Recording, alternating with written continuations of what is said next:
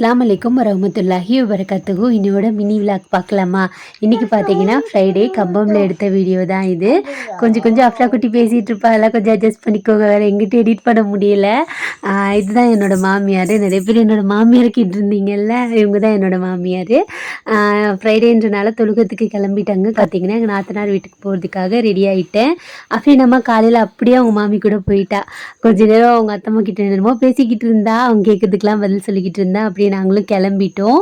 அங்கே போயிட்டு ஒரு நாள் இருந்துட்டு நாளைக்கு வந்துடுவோம். கம்பத்துக்கு வந்தவொடனே அண்ணனோட கெட்டப்பை பார்த்தீங்களா? கண்ணாடி என்ன, டிஷர்ட் என்ன, ஹைட் பண்ண சட்டை என்னன்னு சொல்லிட்டு ஒரே குதூகலமாக இருப்பாங்க. அப்படியே போகிற வழியெல்லாம் லைட்டாக பசி வந்துருச்சு. சரி இங்கே ஆர்த்தி இருக்கும்ல, கம்பத்தில் இருக்கிறவங்களுக்கு தெரியும், அங்கே போய் அப்படி சாப்பிட்டுட்டு போயிடலான்னு சொல்லிட்டு வெஜ் மீல் தான் ஆர்டர் பண்ணியிருந்தோம். நல்லா இருந்துச்சு.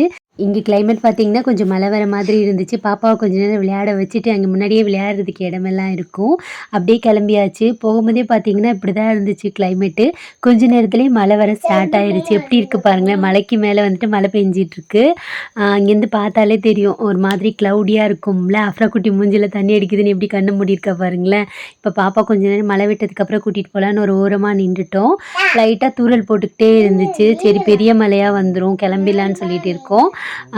எப்படி சொல்கிறது, மலையில் போகிறது ஒரு மாதிரி நல்லா தான் இருக்கும். ஆனால் அஃப்ரா குட்டி கூட்டிகிட்டு போகிறது கொஞ்சம் கஷ்டம்ல. அதனால் மழை கொஞ்சம் விட அங்கங்கே நின்றுட்டு போய்கிட்டு இருந்தோம். எனக்கும் பார்த்திங்கன்னா கம்பத்தில் ரொம்ப பிடிச்சது பார்த்திங்கன்னா அந்த மலையாக இருக்குமா, அதனால தான்.